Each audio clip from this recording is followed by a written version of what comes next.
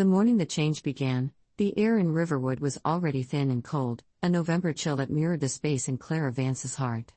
For months, the marriage between Clara and her husband, Robert, had settled into a kind of polite winter.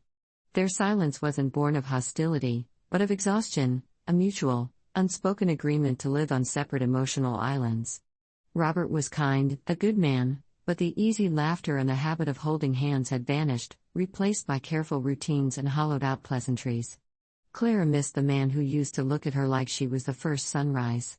She missed them. She certainly never expected the catalyst to arrive on her doorstep. It was Robert's young cousin, Leo, who stood shivering there. Leo was usually all quick smiles and boundless energy, but today, his face was etched with a profound, adult worry. He carried a single, cream-colored envelope like it was a relic, an ancient secret he was terrified to reveal. Clara led him inside, the scent of fresh coffee filling the air. Leo didn't move until she offered him a chair. When he finally pushed the envelope across the table, his voice was barely a whisper. "Leo," slightly rushed, nervous, "Aunt Clara, you have to make him read this." He wouldn't even touch it. Clara's hand trembled as she slid out the contents. It wasn't money. It was a note, handwritten, and addressed to Robert. The signature on the bottom was the shocked, Beth. Robert's older sister, the woman he hadn't spoken to in over a decade. Their estrangement was the one locked room in Robert's past. A painful, mysterious rift he refused to acknowledge, and Clara had never dared to push the door open. The note itself was brief, stripped of all grievance. Beth was ill. She wasn't asking for forgiveness or demanding a reconciliation. She simply wrote that she wanted to see her brother's face one last time. Clara felt a wave of sympathy and a surge of protective fear. This wasn't just a letter, it was an emotional anchor, pulling Robert's well-buried past right back into their quiet present. "Leo," voice cracking, "he listens to you, Aunt Clara. Or he used to. Please." When Leo left, the house felt monumentally silent. Clara stood in the kitchen, holding the paper. She realized that the distance that had plagued her marriage wasn't random, it was the fallout from this exact, unhealed wound. Robert had built a wall to keep out his sister's pain, and that same wall was now keeping out his wife. Sound of a door closing downstairs that evening, Robert returned, tired, heavy-shouldered, and wearing the small, polite smile that never reached his eyes. Clara waited until he hung his coat, until the final, heavy sigh escaped his lips. She placed the envelope on the mahogany desk between them. "Clara," calm, steady, but firm, "this came for you today. You need to see it." Robert saw the handwriting and the color drained from his face. He didn't erupt in anger, which Clara had braced for. Instead, he just froze, suspended in time, the years of avoidance crashing over him. He read the simple words, and his expression shifted, a quiet breakdown of his composure. "Robert," barely audible, "why now? After all this time?" He looked utterly lost. Clara reached for his hand, but he gently pulled away, not from rejection, but from a desperate need to shield himself. In that moment, Clara understood the true task ahead. This wasn't just about facilitating a family reunion, it was about tearing down the defensive architecture that had suffocated their love. Helping Robert meant walking straight into his deepest pain, risking that he might retreat further still. But for the first time in a long time, the quiet space between them didn't feel like a chasm, it felt like a potential bridge. She made her decision overnight. The next morning, Robert was still wrestling with his denial, muttering about doctor's appointments and busy work schedules. Clara walked into their bedroom, her small duffel bag already packed. "Clara," direct, resolute, "I can't wait for you to decide. Beth is running out of time, and I won't let her face it alone. I'm going." Robert sat up sharply. The surprise gave way to realization. He stared at her, at the certainty in her eyes, and saw the enduring strength that had always been her foundation. He knew she meant it. "Robert," a sigh of surrender, "if you're going, then I'm coming." Sound of cars starting and a transition to the road, smooth orchestral music begins. They drove north toward the hills, where the quiet towns began to give way to forests ablaze in gold and crimson. The silence in the car was heavy, but different now, it was fertile, expectant.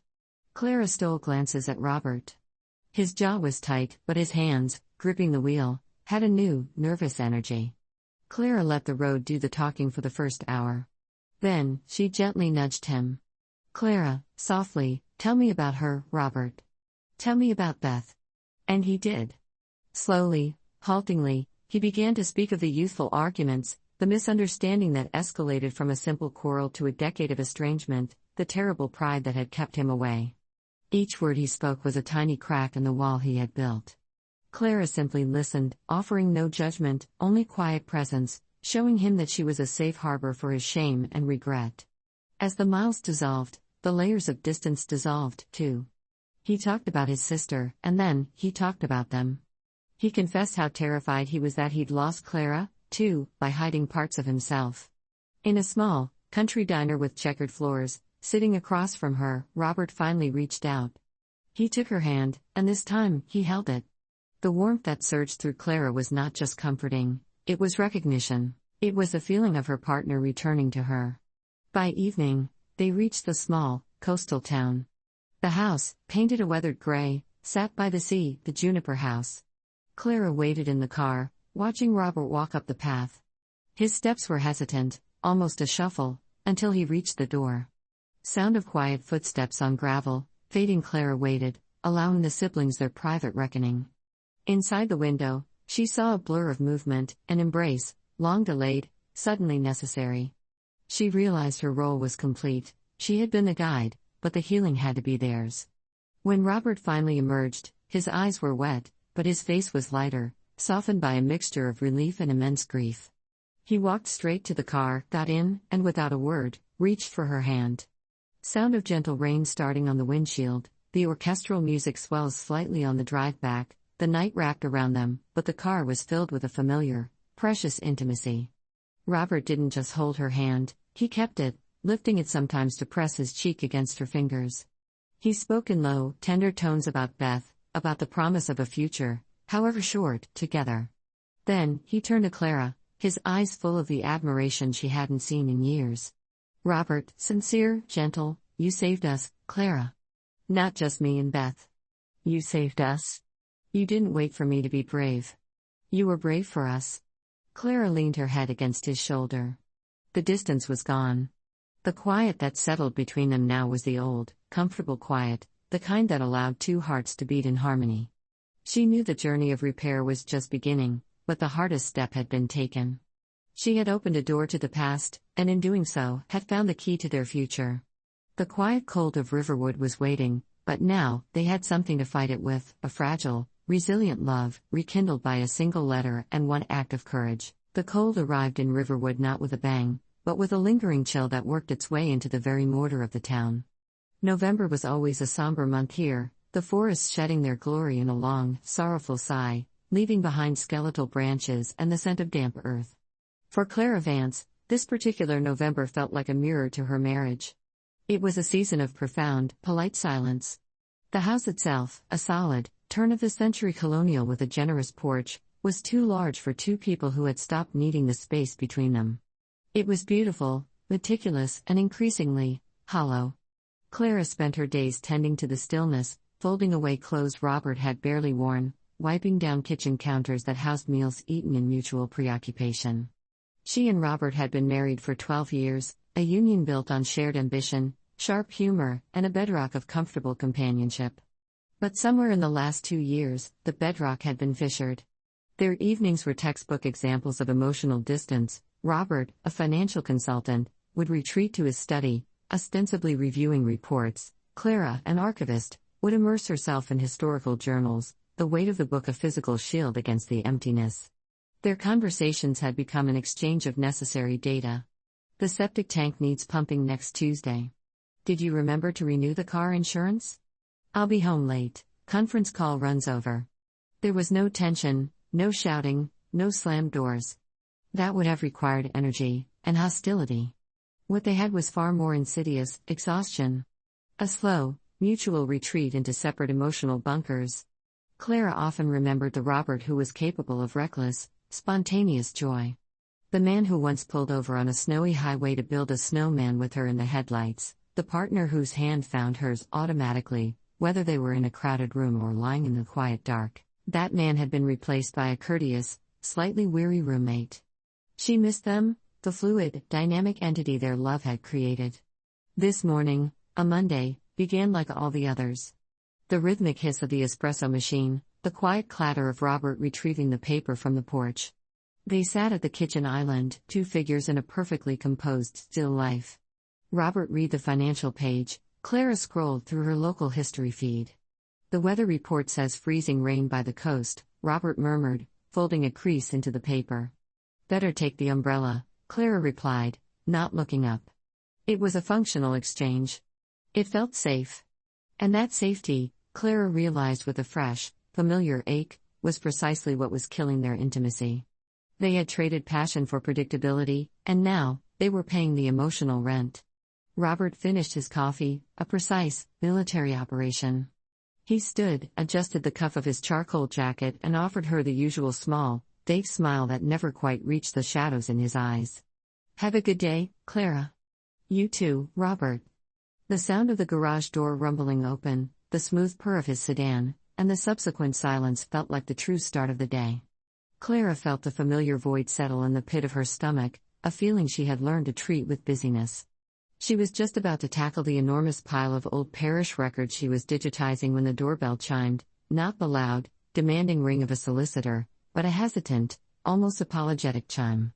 Clara opened the door, and the cool November air rushed in, bringing with it the unexpected catalyst. Chapter 2, The Relic. Leo was 22, but today he looked like a child caught in an adult storm. Robert's second cousin, but close enough to be considered a nephew, Leo was usually a whirlwind of cheerful chaos. He was studying graphic design in the city, and his visits were typically announced with loud music and enthusiastic tales of late-night coding sessions. Today, he was shivering, not just from the cold, but from an internal tremor. He wore a heavy wool coat, but he clutched a single, cream-colored envelope tight against his chest, as if shielding a fragile glass object. Leo? What on earth? You're freezing. Come in. Clara led him through the polished foyer, the atmosphere immediately thick with Leo's nervous energy. The house, usually so controlled, seemed to hold its breath. Leo didn't speak until he was seated at the kitchen island, his hands hovering over the abandoned coffee cup, refusing the warmth. His eyes, usually bright with youthful irreverence, were wide and burdened. I'm sorry to just show up, Aunt Clara, he stammered. But I didn't know who else to ask. He pushed the envelope toward her. It was heavy, cardstock, sealed with a classic wax impression of a simple evergreen tree. It was addressed to Robert in elegant, sloping cursive. He wouldn't even look at it, Leo whispered, his voice catching. I saw him at his office yesterday. He took one look at the name on the back and he just told me to leave. Like I was bothering him. Clara's hand trembled as she reached for the letter. It felt heavier than mere paper, weighted with history. The name?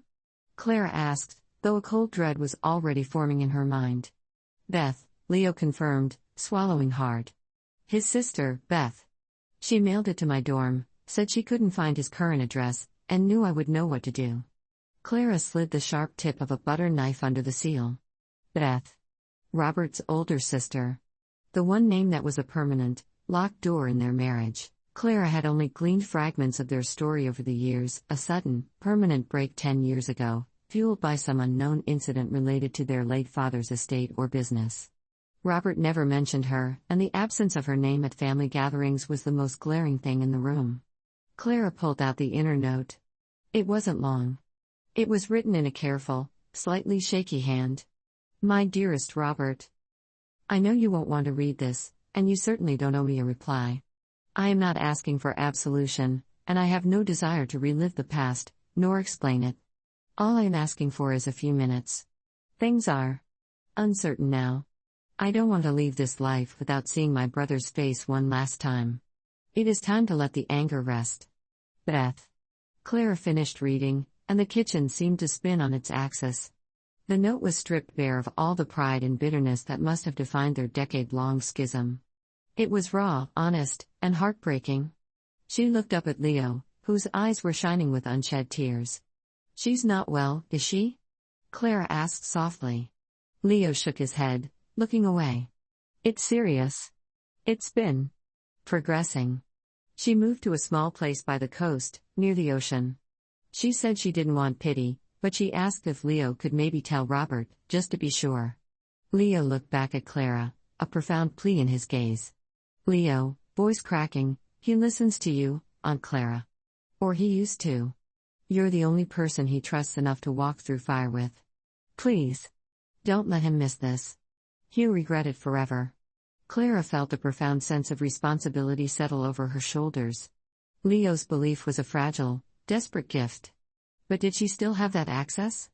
She wasn't sure Robert trusted her with his pain anymore, only his logistics. She was his life manager, not his anchor. But she wouldn't, let him carry this regret. Not alone, not when it had the power to either shatter or save the quiet, dying hope of their marriage. The defensive wall Robert had built against Beth's pain was the very barrier that stood between him and Clara. This letter was the demolition notice. Clara gave Leo a gentle, reassuring squeeze on the shoulder. I promise you, Leo. I will make sure he reads it. And I will try. After Leo left, the house sank back into its silence, but the silence was no longer empty, it was charged, vibrating with potential energy. Clara placed the envelope on the desk in Robert's study, not tucked away, but centered, unavoidable. She knew she wasn't just holding a letter. She was holding the key to the deepest part of her husband, a key that had been rusted shut for years. And the moment of unlocking it might cost them everything they had left. Chapter 3, The Reckoning. The afternoon crawled by in a state of suspended animation. Clara tried to work, tried to immerse herself in the 19th century ledgers, but the script of a dying sister, a grieving brother, and a silent wife kept replaying in her mind. She rehearsed the conversation countless times: be gentle. Be firm. Don't push. Remind him what she means. But every mental draft felt clumsy and inadequate. When she heard Robert's car pull into the garage at exactly 6:12 p.m., her heart gave a heavy, nervous thump. He walked in, carrying the usual briefcase and the usual burden. He looked particularly haggard tonight, the lines around his mouth deeper, the fatigue showing through the expensive tailoring. He gave her the small, obligatory smile. Tough day? She asked, her voice sounding unnaturally loud in the quiet kitchen. Just long, he replied, shedding his coat. He loosened his tie, a gesture that always signaled his transition from corporate armor to domestic neutrality. Clara waited. She let him hang up the coat. She let him check his phone. She let the silence stretch until it felt too taut to bear. Finally, she followed him into the study, where the mahogany desk, his fortress, sat gleaming under the recessed lighting. The cream envelope, stark and unmistakable, was waiting there. Robert stopped abruptly. He saw the letter first, then he saw Clara, whose presence in his private domain was rare. He frowned, his polite neutrality dissolving into pure confusion. What is this? He asked, a trace of irritation entering his voice. Something Leo brought by, Clara said, her voice steady. She stood a distance away, maintaining eye contact, refusing to back down. It's from Beth. The name hung in the air, a drop of poison in a clean glass. Robert's posture changed instantly. The weariness evaporated, replaced by a rigid tension. His shoulders locked. His jaw tightened. He looked at the letter, then at Clara, as if she were personally responsible for delivering an ancient curse. He didn't touch it. I told Leo the first didn't want it, Robert said, his voice flat, emotionless. She has no right. Not now. Not ever. She's dying, Robert. Clara hadn't planned to be so blunt. The words hit the silence like a gunshot. Robert flinched, a slight, involuntary tremor passing through his frame. That's a manipulation, he murmured, his eyes dark with remembered pain. He was no longer seeing Clara, he was seeing a ghost from a decade ago. He was seeing the reason for the wall. It's a fact, Clara countered softly. She doesn't ask for money, or forgiveness, or even an apology. She asks to see your face. Once. That's all. Robert finally moved. He picked up the envelope, his fingers almost white where they gripped the paper. He broke the seal with a violence that startled Clara, pulling out the note. As he read, the storm Clara had feared finally gathered. His composure cracked slowly, like ice giving way on a frozen lake. His breathing hitched, his eyes, fixed on the looping script, darkened with a swirling mix of guilt, rage, and profound loss. When he finished, he didn't speak. He simply let the note flutter onto the desk. He stood rigid, lost. Robert, barely audible, a breath of pure anguish, why now? After all this time? Why wait until? He couldn't finish the sentence. He looked at the window, at the black November night, searching for an escape that didn't exist.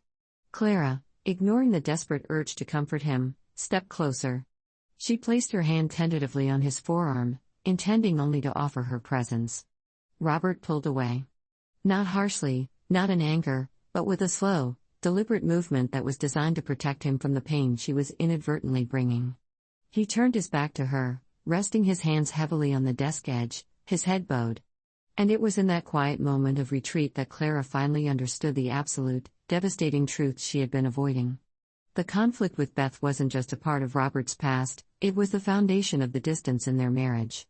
He had become distant and emotionally unavailable not out of a lack of love for Clara, but because he was paralyzed by the pain and regret of losing Beth. He had subconsciously believed that if he let his feelings for his sister surface, he might lose Clara, too, or expose himself to a vulnerability he couldn't survive. He had chosen emotional hibernation over risk. And now, here was the risk, staring them down. For a chilling second, Clara feared the letter might cost them whatever fragile connection they had left. Pushing him toward Beth meant pushing him toward an abyss of trauma. But then, the fear receded, replaced by a cold, clear resolve. This wasn't about Beth anymore. This was about Robert. This was about their future. If he couldn't heal this wound, they would never truly reconnect. They would remain polite roommates living in a beautiful cage. Clara knew she couldn't wait for him to find the courage. His default setting was avoidance. Her role, she suddenly realized, was to be the necessary forward momentum. She had to become the anchor that allowed him to sail into the storm. She didn't speak again that night. The silence returned, but now it was a different silence, not a vacuum, but a battlefield. Clara slept fitfully, or rather, she didn't sleep at all. She listened to the distant moan of the November wind, and she let the cold, hard certainty of her decision solidify. The next morning, Robert was still wrestling with his denial. He looked exhausted, muttering about canceling meetings, then rescheduling them, finding reasons to stay safe in Riverwood. Clara found him standing by the window in their bedroom, tie loosely tied, staring out at the fading autumn light. She walked over to her side of the closet, pulled out her small duffel bag, and began to pack 2 days' worth of clothes, toiletries, and the map she had secretly printed that morning. Clara, direct, resolute, placing her bag by the door. "I can't wait for you to decide, Robert. Beth is running out of time, and I won't let her face this alone. I'm going. I've charted the route to the Juniper House." Robert turned, shock and surprise instantly draining the fatigue from his face. He stared at her, at the packed bag, at the certainty in her eyes, and realized she was serious. She was leaving. Not leaving him, perhaps, but leaving their safety, their quiet, their comfortable distance. She was choosing courage.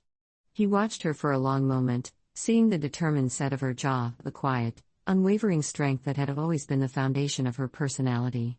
The quality that had first drawn him to her.